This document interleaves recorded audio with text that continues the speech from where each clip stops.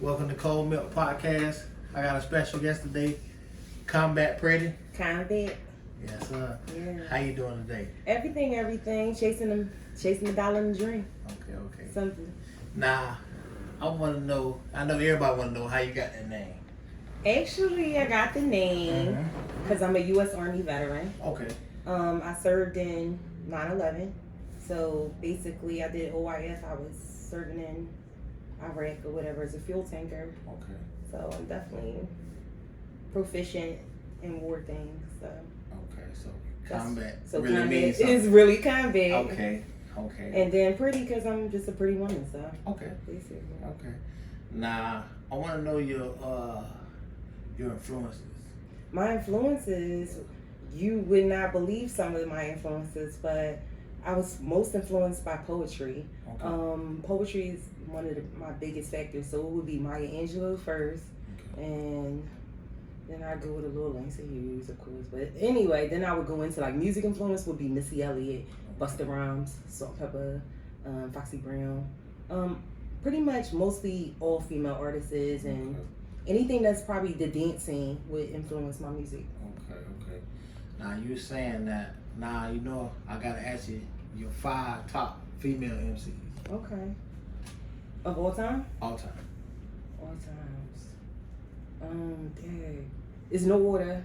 Okay. Alright, no order. I would say Kim is one of them. Okay. Foxy is definitely one of them. Latifah, Okay. Nicki, and the Bread. Okay. No, I left one out. Okay. Go ahead. Eve. Okay. Eve. So I'd probably take Nicki out and put Eve in. Okay. Even though I love Nicki because she always promoted the fact that she wrote her own stuff. Right. You know what I'm saying? Right. Okay.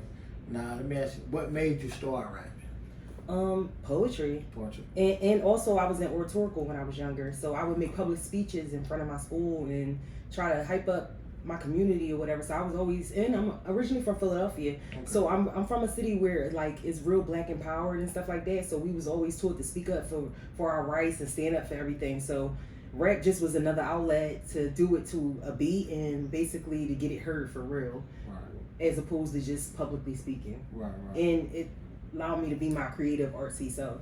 Right. Now, what was your first song you ever recorded? My first song I ever recorded, it would probably be, is the song I got. It's called My Nigga Be Drawing, My Nigga Be Tripping.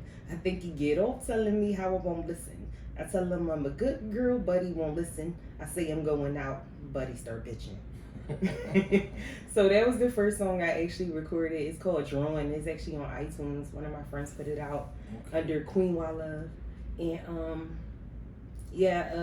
it was the first song I recorded. It was I was just venting over my relationship and stuff. Right. Honestly, bad relationships helped me get back into music to express what I was going through. Okay. Now I know right now, are you work? 'Cause I know you pushing Push the It. one song, Push It. Yeah. I'm pushing Push It right now. I'm pushing Push It because right now I'm in a World Scout a World Scout contest or whatever to win 7K or whatever, also to influence my music career. And with the money, I plan on like building the EPK, some videos and proper content, and getting some publishing and stuff behind myself because it's hard being an independent artist and being heard, Right. especially when you're a female artist on top of that because a lot of people don't take you serious. Right. So, you know. I was just about to get into that with you. Do you feel like it's harder for a female? Absolutely, 100%. I feel like it's harder for a female, and thank God. I would say maybe it's 90% harder right now because we do have more female artists back in the game again. Right. But yeah, I mean, times have made it very hard for female artists at the time, and it's super sad. Right. It's like you gotta crawl to get in the game. Right. I mean, you gotta crawl regardless, but it's Right. like, man, we gotta be in the crib. We gotta sit in the crib first, Right. too. And I know I've been seeing now, from my point of view, it seems like all the female rappers now, I'm talking, they going hard, and all the fellas like they singing or something. It's like the roles have changed. I've noticed that too. A lot of guys sing more and stuff like now or whatever. honestly, I wish they'd sing even harder. The guys that sing, and I mean, Breezy just dropped something. Shout out to Breezy, and I mean, I love real R&B. I still love real R&B. So. Right. Exactly. So I don't mind that, but yeah, the females are going harder, but women are always been strong. So we always had a story to tell. Like we both said, females are like highly overlooked. So is it really that females are rapping more now, or are they just paying attention a little bit more now? I think they're being heard now. I think that it's so many now that they can't help but be heard. That's true. So, cause it's like, okay, even like the open mics, like the women that be at the open mics, they be so hungry that it's just like, you can see, like they hungry, they ready. Yeah, not only are we hungry, we thirsty. We want our spot. Like, we want to be seen. We want to be heard. Like, it's the same thing that women fight for in relationships and in the office. It's the same thing that women fight for in the field. Like, literally in the war field. Like, just to be seen and heard and acknowledge the fact that we have a point of view too. Right. And it's a point of view that's always being heard within the household, but it's sad that we can't be heard on the main scene. Right. So, it's just us trying to push forward and fight. Not only are we hungry, we thirsty. Right. And from me doing like this podcast, a lot of the female rappers, honestly, me take it more seriously than the male rappers. Yeah. From me looking at it, because the female rappers like, okay, if this what I gotta do, boom, I'ma do it. Whatever it is, boom, boom, boom. A lot of fellas be like, let me think about it and all that. But women, but like you say, women always been like that. Yeah. Women we serious. That's our problem too. Sometimes we forget to add the play inside of it. You know what I'm saying? So shout out to the fellas that, you know what I mean, know how to take it, get serious and play, and the females that do the same, because I try to definitely put a lot of fun in my music and try to not take the music so much. Of course, I'm serious about everything, but I try to take the music as light as possible, so that way it's fun when you hear it. It'll give you a vibe of fun. Right. And not serious. And I know you said you from Philly. Original. Right. Okay. Born and raised. Only been living in Florida for 2 years, and I still call Florida home though. It's becoming home. What made you come to Florida? My mother actually moved here when I got out the military. So my mom, she's been sick, and I've been taking care of her and everything. So, you know, shout out to all the cardio, heart problems and everything. People with heart problems. You know, get out there and exercise and fight for your life, because we as Black people suffer from so many cardiovascular issues, right? Right. Yeah. And I've been seeing a lot of Black people trying to get healthy now. That's a good thing. Yeah. They trying to get healthy. They trying. We trying. We trying. We cook too good. Right. That's the problem. We in the kitchen with it. Exactly. Now, it's a point in the show where I always let the artist, I give it over to the artist, and whatever you want to talk about, you know what I'm saying, we can talk about it. It don't have to be music. It can be anything you want to talk about. Okay, I would like to talk about the 6,400 missing Black women and children. Okay. I think that it's a situation that we need to acknowledge and figure out what is going on. Why aren't they investigating? Why aren't they figuring out where are these missing Black people? Right. And Now I know like 3-4 months ago, it was very hot. Everybody was talking about it. It seemed like it just like faded away. A lot of things faded away once we got into quarantine, and it was all about, you know, staying back and social distancing and stuff like that. It's like we forgot about the missing people, and it's like I follow so many pages online about missing in Black, missing in Latino, missing in minorities. And it's so sad to see that so many minorities are going missing, women, children, even men. There's so many men that's going missing, even right now during quarantine.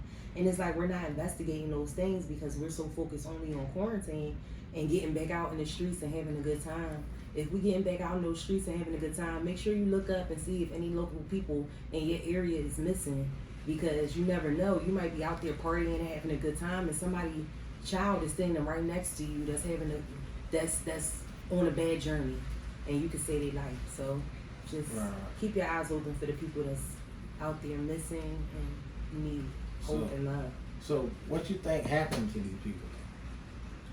Honestly, I would like to think that I pray that those people just went on their journey, but I hope it's not like they saying it's organ snatching and stuff like that. Right, I heard that too. And like case of the body snatches and stuff like that. So I just pray there's nothing crazy going on like that, and we are falling victim to like our organs and stuff just because we are people and minorities, and y'all think no one care about us. We care about each other, even if y'all don't. Okay. Now, I know, what I have on it is, let me ask you a question. Now, would you rather be feared or loved? My last name is Love. Okay. So I'm going to go with Love. Okay. Yeah. The reason why I asked that, because it was a question going around. Mm-hmm.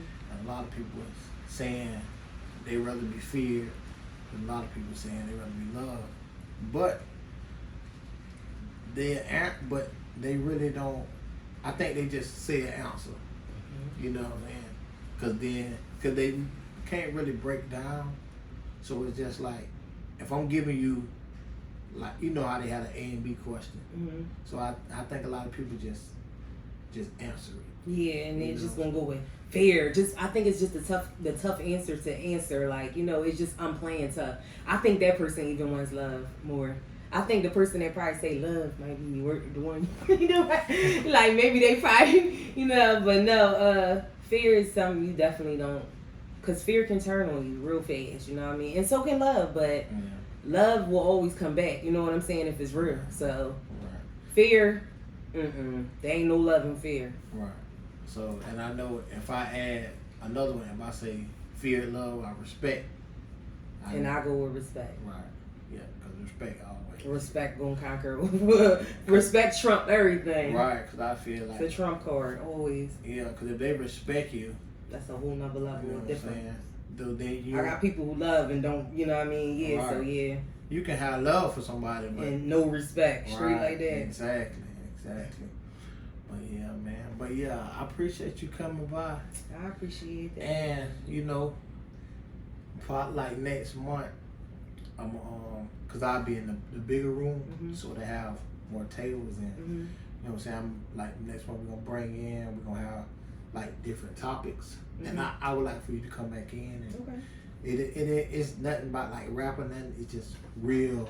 Oh yeah, I'm always down to talk. I'm always down to talk about big things, small things, and intellectual things. Right, because I think right now, because the reason why I even came up with this is because a lot of independent artists, or even people, period, they have a lot to say, but then when they do go to these other interviews, okay.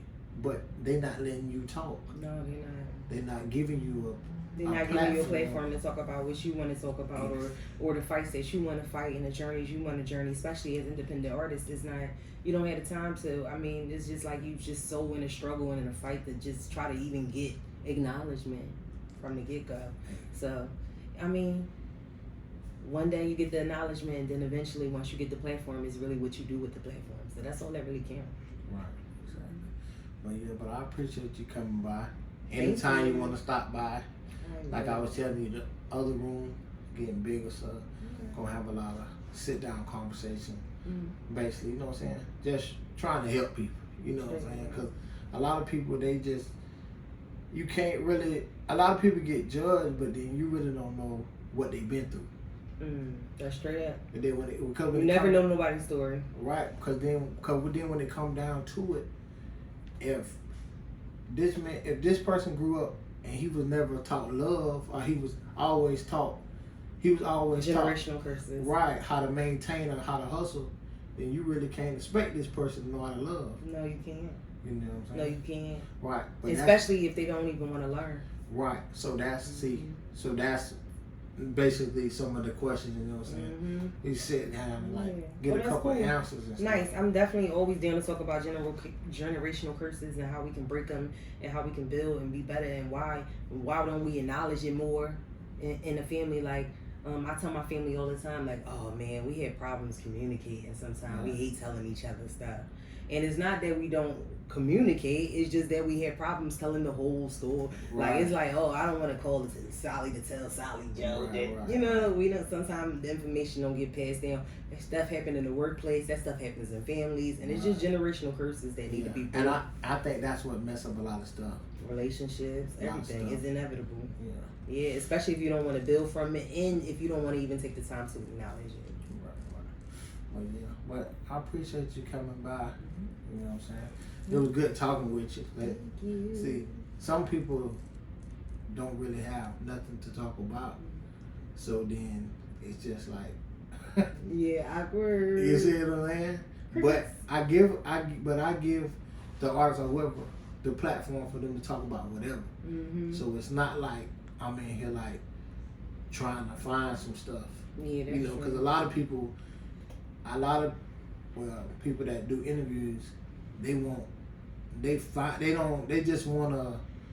really know, so they say stuff or they find stuff. But if I put it all the way in your hand, so the conversation gonna go the direction that you want to go. Right.